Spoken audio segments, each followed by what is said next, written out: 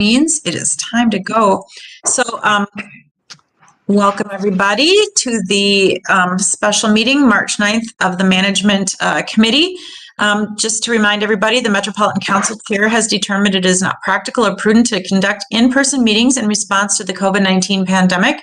Accordingly, committee members will participate in this meeting via telephone or interactive technology, and the meeting will be conducted under Minnesota statutes, section 13D.021, at the date and time stated earlier. We encourage you to monitor the meeting remotely, and if you do have comments, we encourage members of the public to email us at public.info@metc.state.mn.us, and we will respond to your comments in a timely manner. So with that, I will call the meeting to order. Thank you, everybody, for being here today. And next on the agenda is our approval of the agenda. And unless there are any changes or additions to the agenda. Councilmember Johnson, I pardon the interruption. We need to do a roll call. Oh, I'm sorry, attendance. I always forget that. I got to put that on here. Thanks, Lori, for keeping me in check. Let's do roll call. Barber. Here. Gonzalez. Here. Lee. Here. Lilligren. Here. Will be late. And Pacheco. He hasn't joined yet. And Johnson. Here. Thank you. So now we can move on to approval of the agenda. So are there any additions or edits, changes to the agenda from committee members? Right, then seeing none, we'll move on to the approval of the minutes. Everybody should have received a copy of the draft minutes from our February 23rd, 22 special meeting of the Management Committee. Is there a motion to approve? Lilligren moves approval. Moved by Lilligren. Do we have a second? Second by Barber.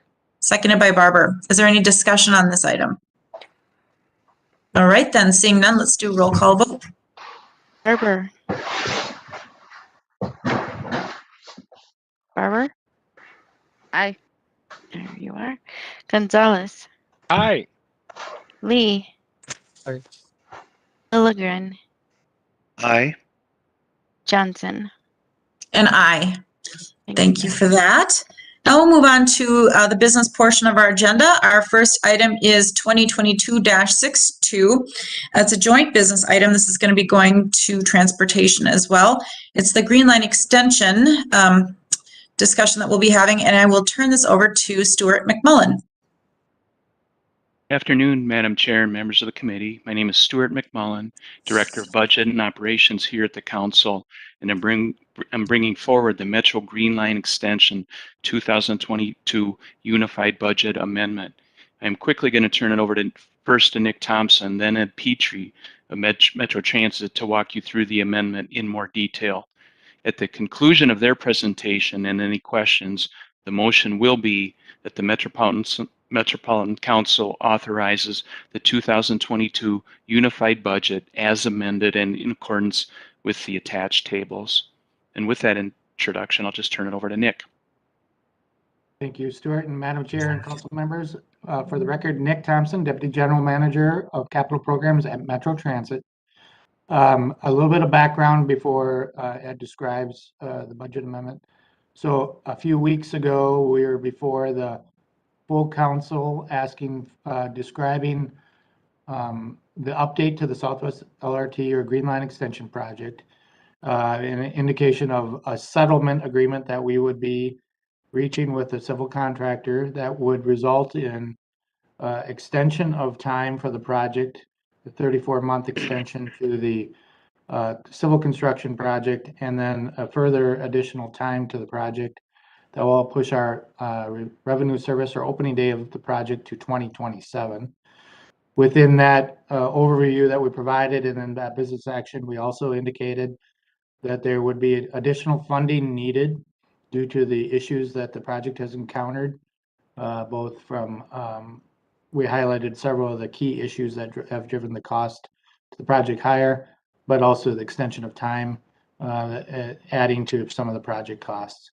At that time, we indicated that the project we estimated the project would need, I think between 450 and 500 million dollars additional funding over what was available. And at the time we said we were working with our state funding partners, both federal and local. Hennepin County is the funding partner, to identify areas to fill that funding gap. So today is bringing forward some additional, essentially federal funding into the project through some mechanisms that is like step one in filling this. So this is a following up from our action. This is moving forward to finding funding solutions to that additional funding for the project. So we will be describing today this portion that we still have not. We're still working with our funding partners on the remainder of the funding need that is created with the extension and the complications the project has faced. But this is an important first step to resolving the funding need for this project. So with that, I will turn it over to Ed, and I also will be available for questions after Ed completes his presentation. Okay, good afternoon, Chair Committee members. Ed Petrie, Metro Transit. I'm Director of Finance. Can you hear me? Great, thank you very much. Lori, can you go to the next slide? So I'm going to have some opening remarks, Chair, and then we have the business item, but I prepared a slide here. I thought it might be easier to kind of walk the numbers. It's very confusing. And it's very confusing where the numbers are going, but I thought it'd be easy just to walk them down one piece at a time so we can digest them and go down. So first of all, as Nick and Stewart mentioned earlier, this is a capital amendment for the southwest of Metro Green Line extension. This amendment, as discussed, as Nick mentioned, is part of the larger solution for the Metro Green Line budget increase that he discussed. The balance of the solution is being worked on right now with the funding partner and will be brought forward in a future amendment. As part of this Southwest funding solution and the budget amendment this evening, we're asking the council to become a funder within the Southwest Light Rail project.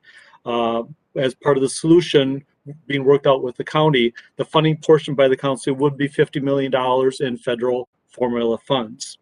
As when we mentioned, this amendment will be programming $50 million of 5307 formula funds to the Hiawatha, or excuse me, to the Southwest line. I did want to bring to the board's attention, though, and the committee's attention, that we did have a past practice of doing this back in, I think it was 2003. With the building of the Hiawatha Metro Blue Line, the original line was going to stop at the 28th Avenue station. We decided then, working with the Mall of America and with partners, we actually extended it then to the Mall of America. That Mall of America extension, we received the approval from the FTA, but it was a $38 million extension, of which the council participated in that extension with $30 million of federal 5307 formula funds. So we use the same type of funding on the Hiawatha Blue Line as is being recommended this evening for the Southwest Line, 5307 money. The other portion of the amendment that we'll talk about this evening is based on a very favorable forecast that we received with motor vehicle sales tax. As you are aware, we received forecasted funding from the state of Minnesota both in February and November. And when our November forecast came in November of 2021, the forecast was very strong and much higher than what we had anticipated. When we received the February forecast now, it still held and was as strong as it was in November. So as a result of the favorable invest dollars, that allows us to make some adjustments that we'll talk about this evening. Also, as you're aware, we'll also be receiving federal 5307 formula funds as part of the bipartisan infrastructure law that the president signed earlier this year. We anticipate receiving funding from that infrastructure law in the form of 5307 formula funds, well in excess of the $40 million. We're still waiting to find out what the exact amounts are, but if and when we get the federal bipartisan infrastructure funds, we'll consider bringing a future capital amendment back to the council, which would then bring the 5307 funds back into our federal program, into our capital program, with the anticipation of pushing the invest funds back up into operating, where they originated. So with that, Madam Chair, if you're okay, I will then start going through piece by piece on the chart. That would be great. Go ahead. Great, thank you. Okay, the first piece is, the first line is called Madam Chair, I'm sorry to interrupt. Madam Chair, Councilmember Lilligren. Thank you, Madam Chair, and very sorry to interrupt the presentation. I'm just getting text messages, and I guess this was arranged before this committee meeting, that I was expected to be in a briefing with the Minneapolis City Council members on the Blue Line extension. And so I guess that was cleared in advance, and I just want to make sure that if I leave this meeting to attend that briefing, I'm not leaving us short of quorum. Oh, I see John's here too, Councilmember Pacheco. So, Lori, we would have quorum if Councilmember Lilligren needed to step off. Correct. We will. okay, I'm going to do that. I'll rejoin if I'm able. Thank you. Sorry. Thank you, Councilmember Lilligren. Yeah, you bet. Okay, let's proceed. Thank you, Chair. Okay, the first line is talking about transit debt service. First of all, this amendment will transfer $10 million out of the Transit Debt Service Fund and into the Metro Transit CIP. Debt service dollars are originated from the transit bond issuances that have matured and are available for the capital program. By statute, the council levies for 100% of the anticipated debt service needed, and any funds remaining over the levy are available for such purposes as debt retirement, arbitrage, or transfer to the capital program. So there is a balance in the Transit Debt Service Fund in excess of $10 million, and one of the eligible uses of that would be for transferring to the capital program. So with that, this would be moving $10 million from the Transit Debt Service into the Metro Transit CIP. So that's the first movement. Line number 2, it's called Federal Relief Funds and Motor Vehicle Sales Tax, or MVEST. This is basically comprised of two different movements. First of all, the amendment will transfer $40 million of motor vehicle sales tax revenues from the Metro Transit bus operating budget to the Transit Capital Program. So you will see that $40 million of MVEST is coming from the operating. $28 million will go into the Metro Transit CIP, and then $12 million will go into the MTS, Metropolitan Transportation Services CIP. So we're making that movement. The offset to that will also then recognize $40 million in CRISA federal relief funds into the Metro Transit bus operating budget. If you recall, committee members, the council received just over $700 million of federal relief money in the form of CARES, CRISA, and ARP. This would then be transferring $40 million from the CRISA bucket into Metro Transit bus operations. This movement then will make Metro Transit bus operations whole. It will then transfer the MVEST over to the CIP for both MTS and Metro Transit. The next step down is the 5307 funds. Well, before I get down to that one, first of all, you'll see on the 5307 line number 3, MTS is getting in the $12 million worth of MVEST. They are then going to transfer $12 million worth of federal 5307 into the Metro Transit CIP. And then you'll see then on the Metro Transit bus operations, they have received the $10 million worth of, on CIP portion, $1 million of debt service, and $28 million of MVEST. So now that takes us down to the federal transfers. The first transfer you'll notice that we are transferring then $50 million of federal 5307 funds from the CIP project, or CIP, for Metro Transit over to the Southwest project number 61001. The second portion then is the recognition of which Nick had mentioned earlier of $30.5 million of Hennepin County funds. These are funds that are currently in the remaining balance in the Hennepin County grant that we are now going to recognize back into this project. So with that, then we will be bringing in $50 million worth of federal 5307 money into the Southwest project and $30 million of Hennepin County money into the Southwest project. It'll be an increase in that project of $80 million in 2022. In addition to that, Chair, there's also one other adjustment that we're also making, as you note in the narrative. We're also going to adjust the 2022 capital budget spending plan for the Southwest project. It was originally $384 million in 2022. We'll add the $80 million this evening. But then on top of that, we're increasing it approximately $180 million because basically due to the timing of the planned expenditures. That does not increase the scope of the project, but it's just timing of when construction is being completed. So that would then increase the spending plan for the project to $629 million in 2022. So with that, Chair and committee members, that explains the movement of the dollars. And I would, Chair and committee members, stand for any questions, or if you have any other questions on the process for Nick. Great, thank you for the explanation and for the spreadsheet diagram. Maybe you want to keep that up too, in case anyone has questions on it. Are there any questions from committee members? Oh, Nick, did you have something? Yeah, I just want to clarify one thing on this chart, that just so the Hennepin County grant, that is the grant we already have for the project. It's not a new grant or a grant for something else. It's Hennepin County's grant with the council for the Green Line extension. We're just recognizing the full value of the grant that we've both agreed to. Great, thanks for that clarification. All right, are there questions from committee members at this point? I can't always see anybody. If there is anything, just jump in. Go ahead, Ed. Yeah, Madam Chair, committee members, there's one thing I do want to add about the $50 million on the Southwest project. We're currently working right now with the FTA to try to determine whether or not that $50 million, if it can be a standalone grant, or if it has to be an amendment to the FFGA. So we're working with that, working with the FTA right now on that. So one of the things, the caveats I do want to make about the $50 million is the 5307 formula funds, they're contingent upon the subsequent execution of the FTA grant, and they're not available until that grant is executed. The Hennepin County funds, though, will be available once council approves it. They would be available immediately, but the $50 million, we have to come to an agreement on the approach with the FTA of how to bring the money in. Once that's done, the council will accept the grant, then the funds will be available. Okay, that's good to know.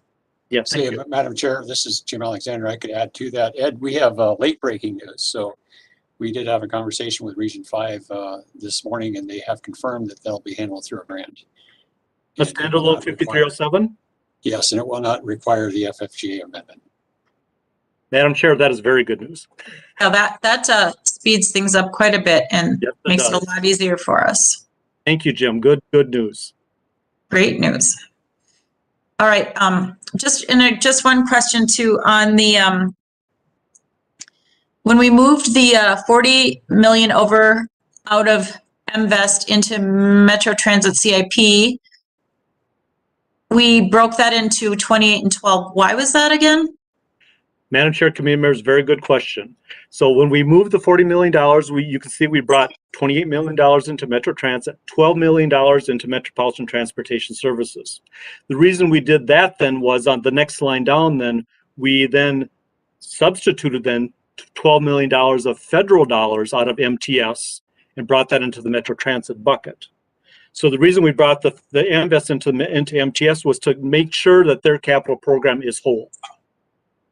All So right. we're just substituting federal for MVest. They can still spend it, use their buy buses or whatever they choose to use the dollars for, but their program remains intact. So what you're saying is the MTS CIP remains intact or Metro Transit CIP? Okay. Because Sure, it would be MTS. That's correct. okay, because there's 12 in, but then there's 12 out. So Yeah. okay. So we're bringing 12 million. I apologize, Chair. No, that's okay. Yeah, we're bringing $12 million of motor vehicle sales tax into MTS, and then we're then taking away $12 million of federal formula and transferring that to Metro Transit.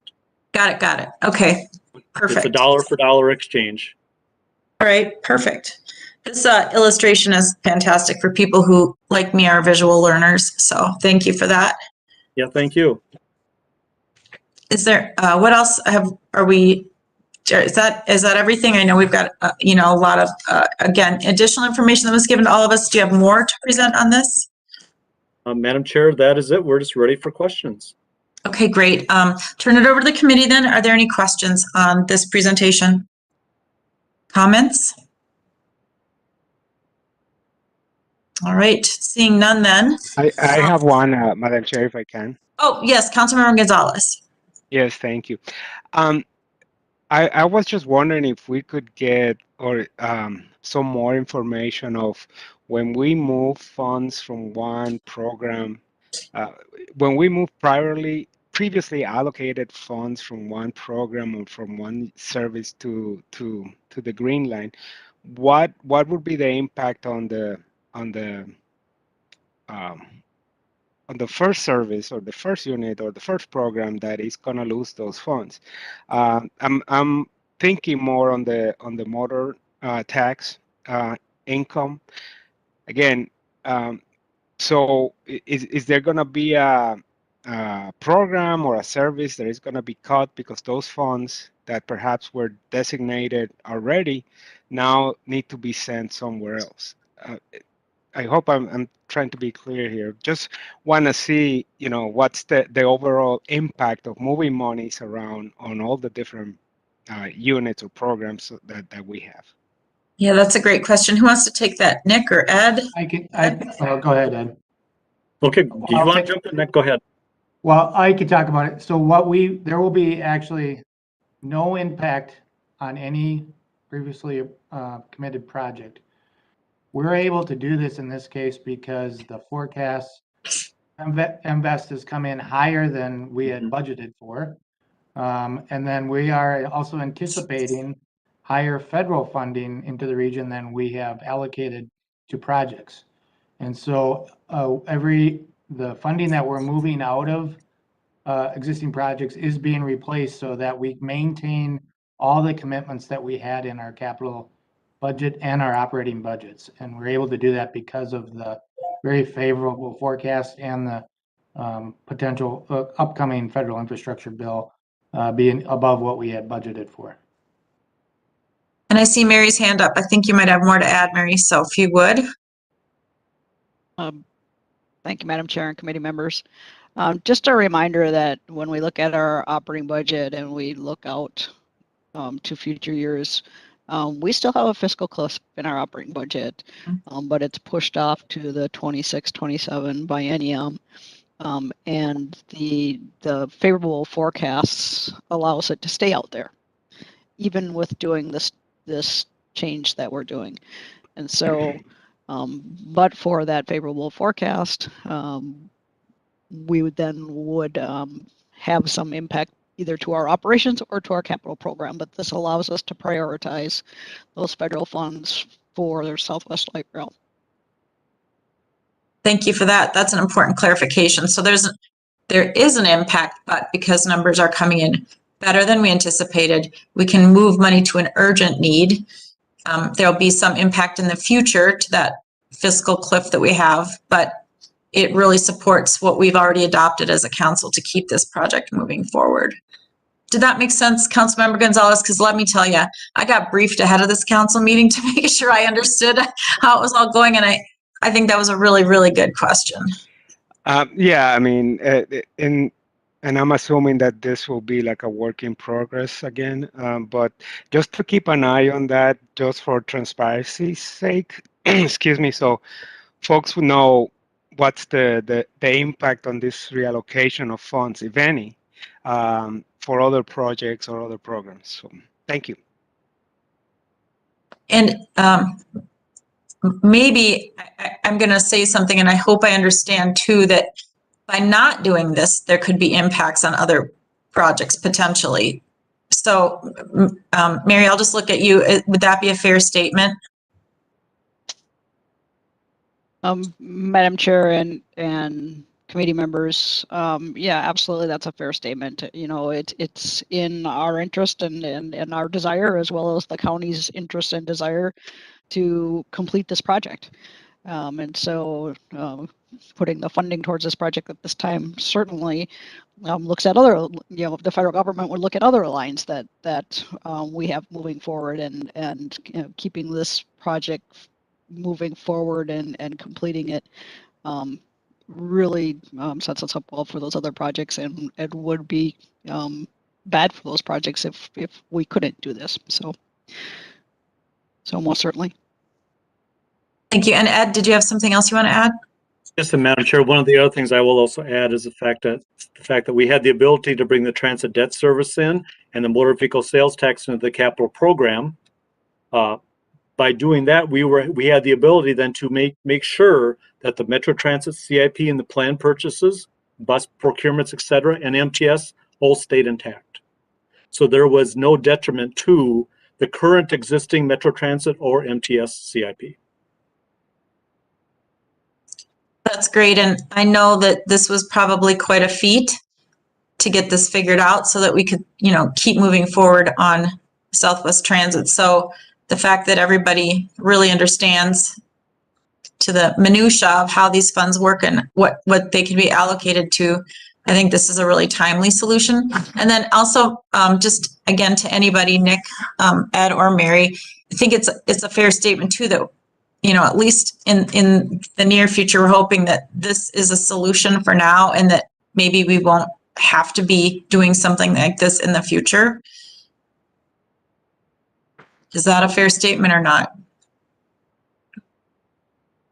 Madam Chair and committee members, so as you are aware, as Nick presented earlier, the Southwest project has a much larger funding gap than what we're asking you to fill here today. And we don't have all of the answers to that yet, and some of that is dependent on our funding partners or what the legislature might do.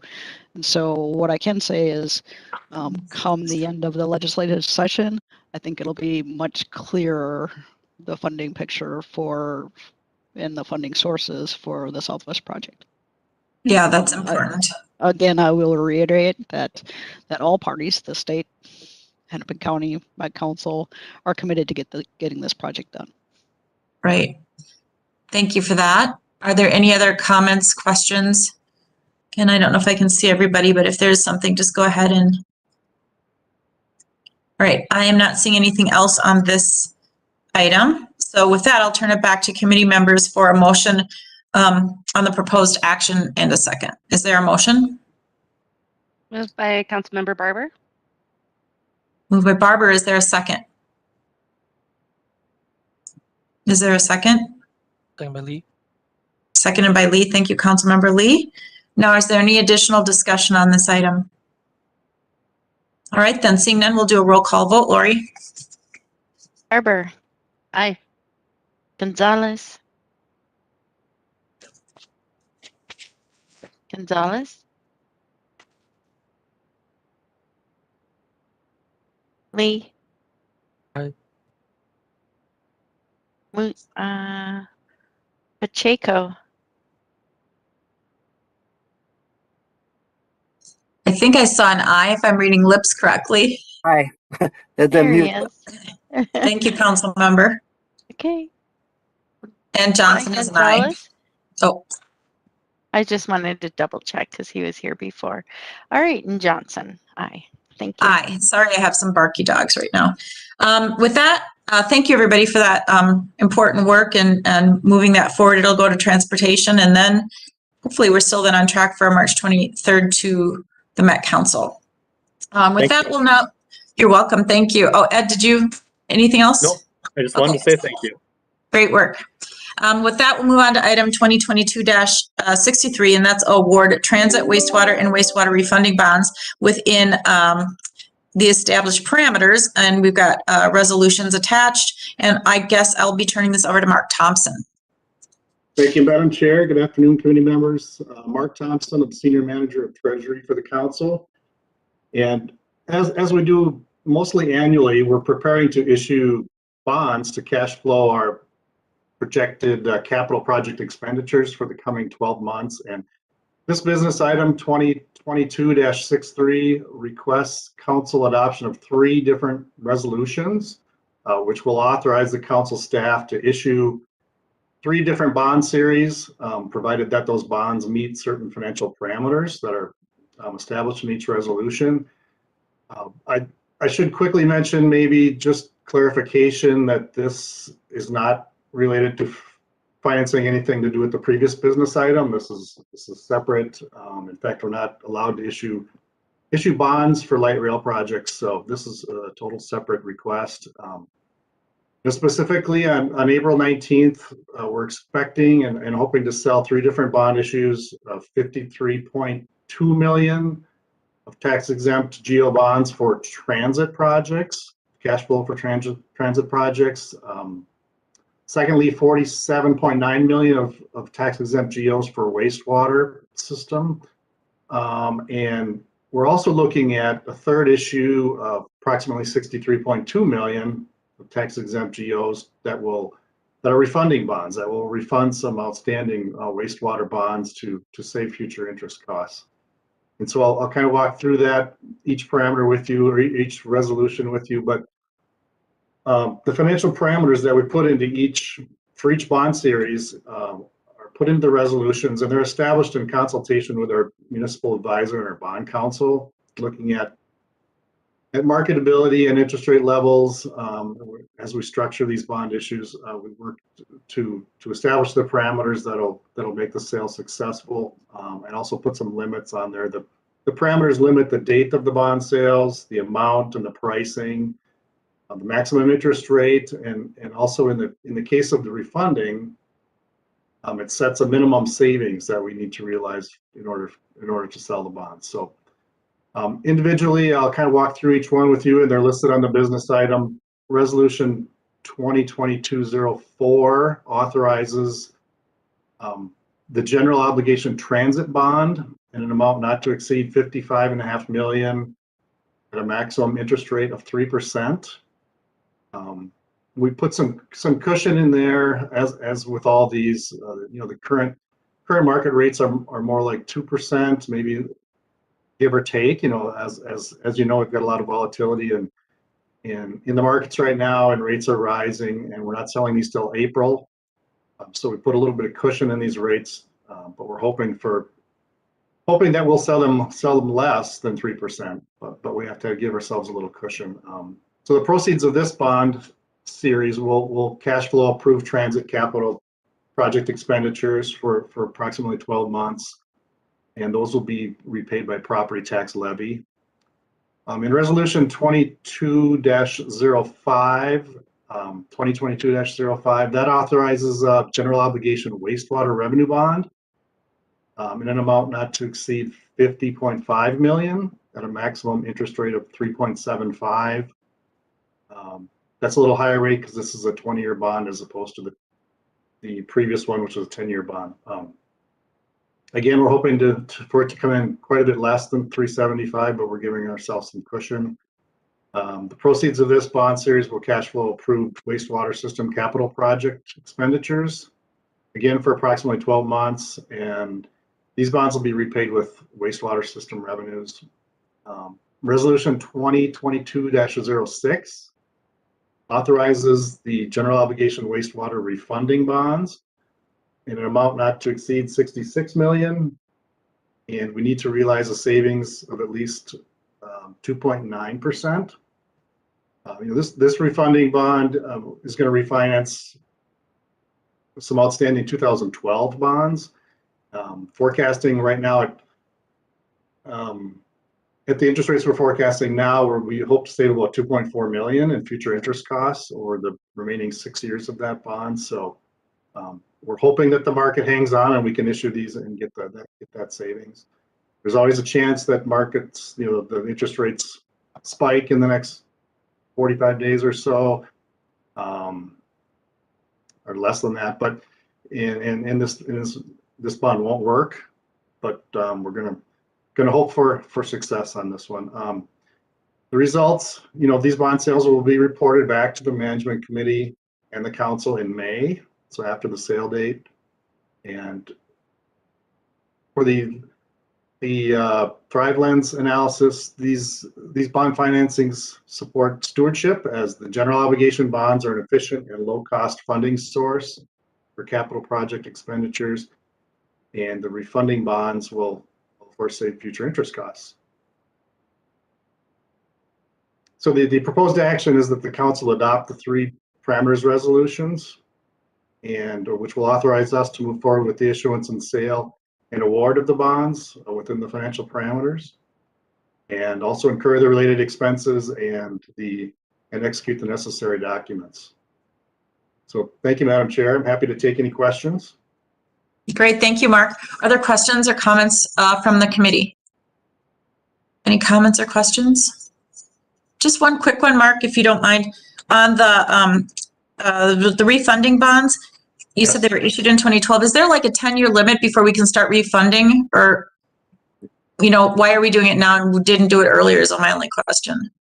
Yes, typically there's a call feature on most of the bonds we issue. So there's a first call date when we're allowed to call those. So this is the first time we're able to call that particular issue. Got it. Yep. So that's the reason we couldn't do it prior. Okay, great. Thank you.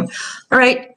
Seeing no other questions or comments, I'll turn it back to committee members and seek a motion to approve staff's recommendation.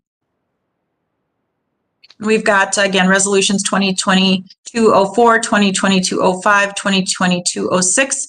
Again, authorizing the issuance, sale, and award of general obligation debt within established and financial parameters, the incurrence of related expenses, related issuance expenses, and the execution of necessary documents to secure the funding. Is there a motion? So moved by Gonzalez. Moved by Gonzalez. Is there a second? Second by Lee. Seconded by Lee. Great. Any other further discussion on this item? Seeing none, then roll call, Lori, please. Barber, Aye. Gonzalez, Aye. Lee, Pacheco, Aye. Thompson. And aye. And thank you for that hard work. Appreciate that report, and hopefully it all comes through and we'll see it back in May at the council. Thank you. All right, we'll move on to item 3 under business. We've got Green Line Extension Venable Contract Amendment number 1, 2022-64. And I think I'm turning this over to Jim Alexander, our Southwest Light Rail Project Director, for the report. All right, thank you, Madam Chair. Jim Alexander here. So we have an item to amend the Venable contract, looking to add $8.25 million to make a total contract value of $10.75.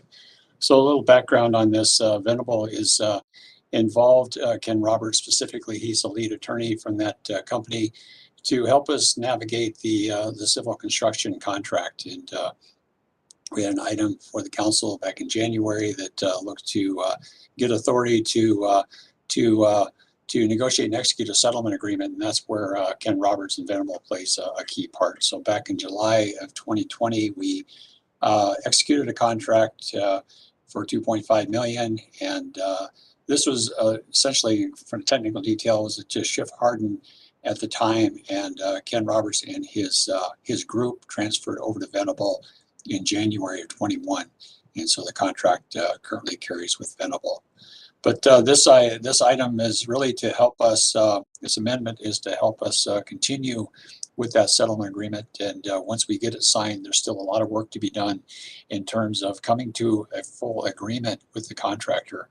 As you may recall, for the council members, the settlement agreement, it sets a stage where we have a cap of $210 million authorization from the council. We hope to have it lower than that, but we will be working with the contractor to come to an agreement what that final value is. And that could go through a mediation process. And if that doesn't reach full conclusion, it could go through binding arbitration. And we look to see Mr. Roberts and his team help us navigate that, and also help us with the systems contract, where we'll have to be doing a similar agreement / change order to get their schedule up and running to the current configuration to get us to 2027, as we've been projecting for our revenue service for this project. So, Madam Chair, members, I'll leave it at that. Stand for any questions. Thank you, Jim. Turn it back to the committee. Are there any questions or comments on this item? Anything? Councilmember Gonzalez. Yeah, just a quick question. Is the range of similar legal services in it's a range of legal services in similar projects about the same that we're gonna pay, or you know, how does this compare with similar projects in the past? I guess that's my question.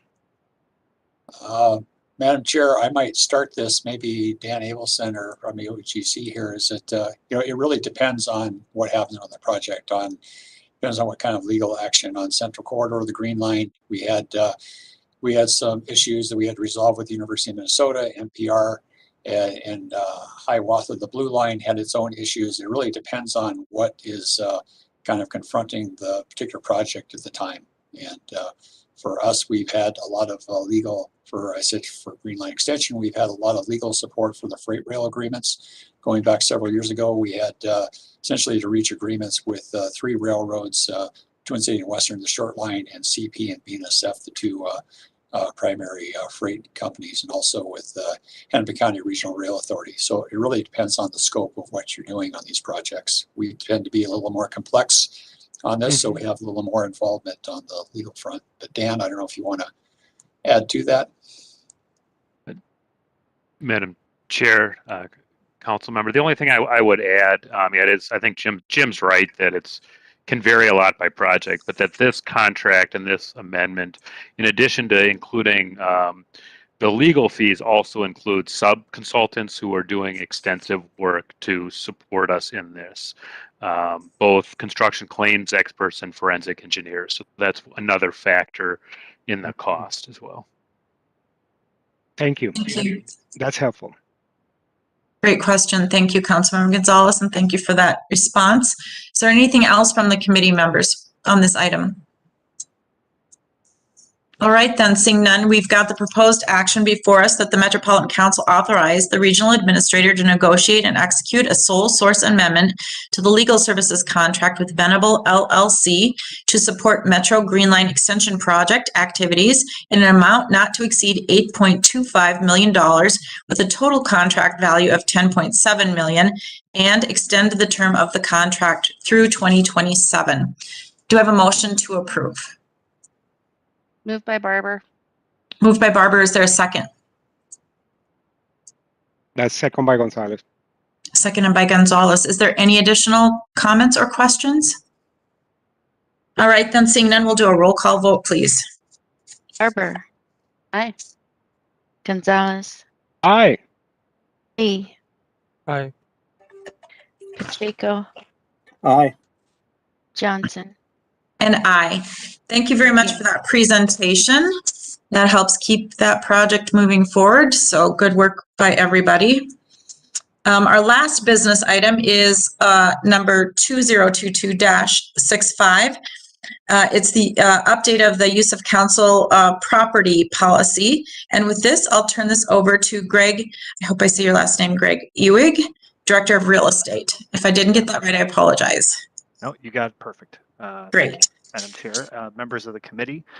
Again, for the record, Greg Ewig, Director of Real Estate.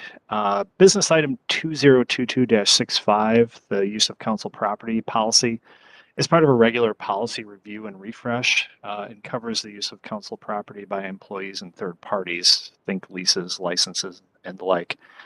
The updated policy supports the Thrive stewardship outcome. And the policy was last updated in 1998, mostly focused on employee use of council property, but also mentioned general use by third parties. Just wanted to highlight a few revisions to this version.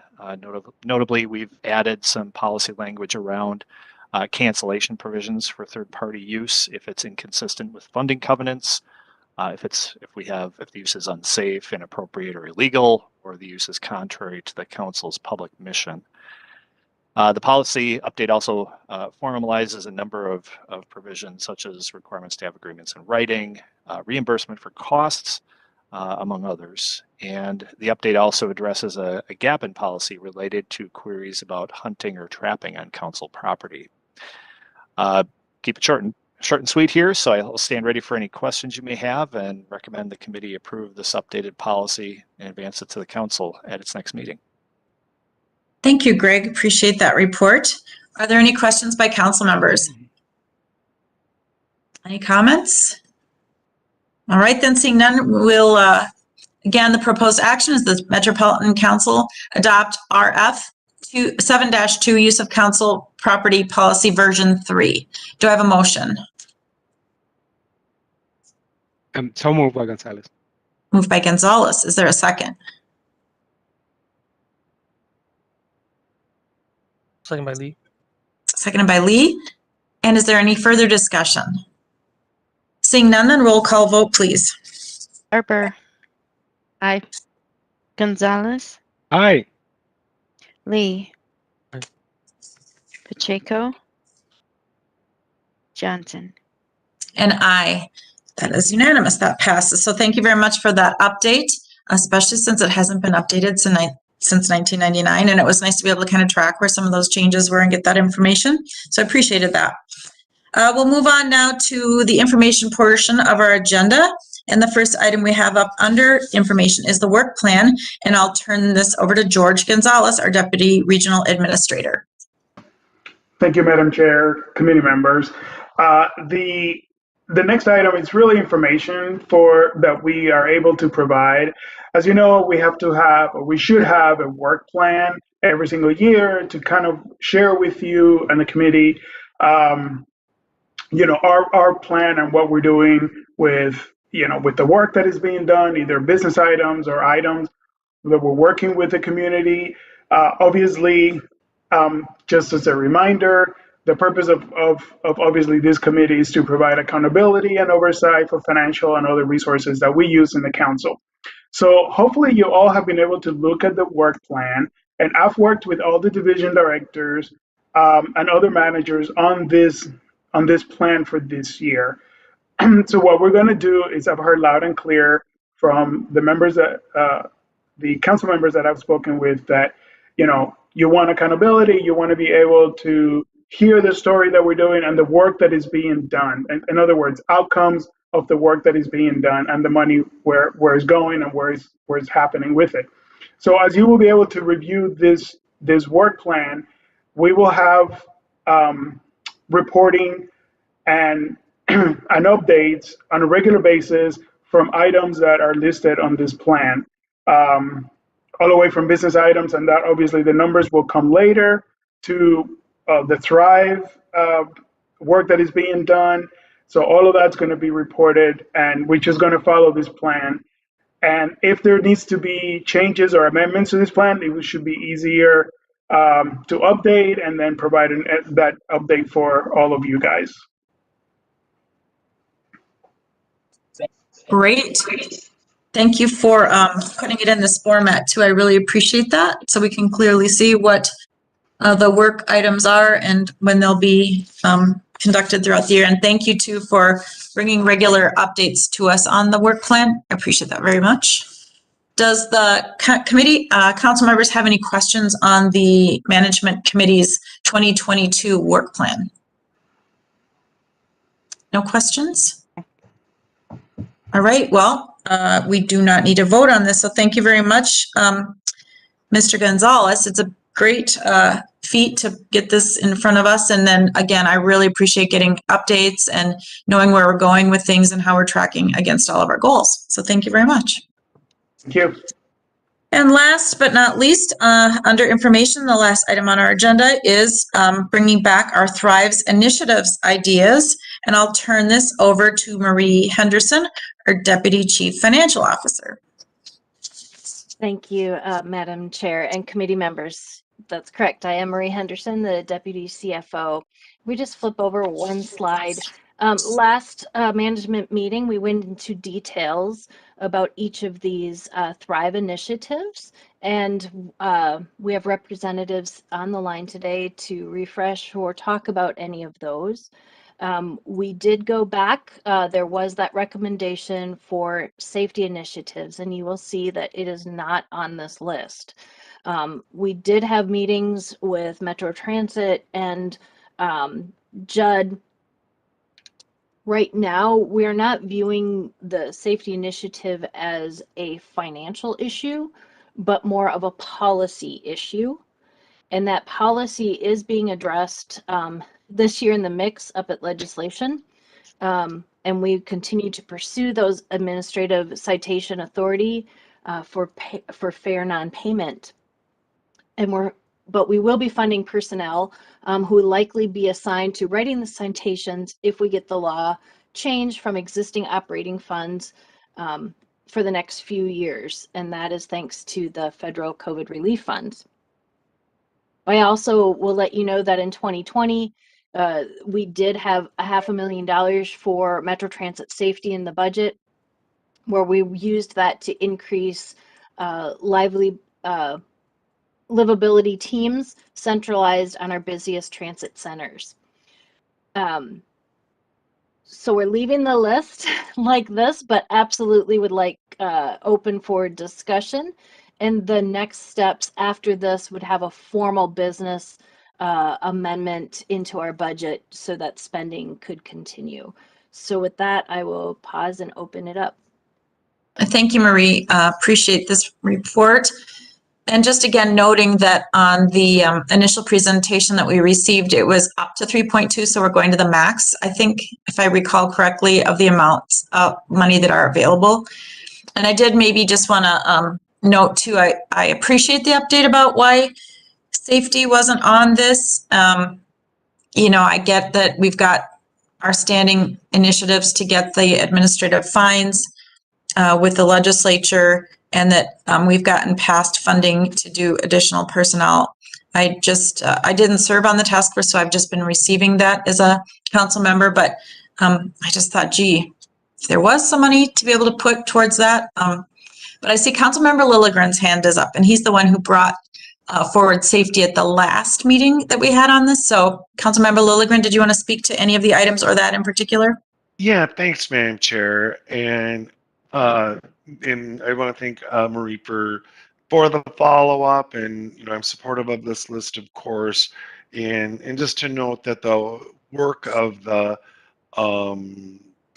Transit Police Work Group goes beyond just the administrative affairs. I mean, there is sort of an audit and things like that that will take some resources, apparently, and we might be just a little in advance of being able to actually identify what that amount might be. And just as a council member who serves on that work group and here, I just thought if there was this lovely convergence of available funds and the new direction that's going to come forward from the work group and the council, perhaps we could leverage that moment. But I'm satisfied, and I appreciate the follow-up. Thanks, Marie.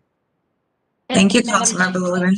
Go ahead. Madam Chair and Councilmember Lilligren, I'd like to also add, we have the opportunity as we are starting the 2023 budget that we will have general purpose levy available. I can't tell you how much, it depends on the implicit rate factor, but we will be able to revisit this one-time money again very shortly. Yep, thank you. Thanks, Madam Chair. Thank you, appreciate that. And I do think, again, as some of the recommendations continue to move forward from the transit safety work group, it would be nice to see if there can be some money that goes into some of those other things other than the things we've already been working on for quite some time. They're important too, but wanting to make sure that that is funded appropriately so we can see the results that we're looking for. Are there any other questions on this item? Comments? And again, Marie, when will this come back to us for final approval and amendment into the budget? That's correct, Madam Chair. This will come the March 23rd meeting into the budget amendment, which will have multiple items, and we will have this in there so that Okay, this money great. can start. Okay, great. Right, anything else on this item? All right, seeing none then, thank you for that report. Really appreciate the work on this by everybody who's involved. It's a lot of lift to bring these items forward, and appreciate the thorough reports everybody gave us. So we'll look at for this when it comes back to us on the 23rd. So with that, I see no other business to come before this committee, and we're doing pretty good. It's ahead of 3 o'clock. So give you some time back in your day, see council members back at 4 o'clock, and without objection, the meeting is adjourned. Thank you. Thanks, everybody. Thanks, everybody. Thank you. Have a good one.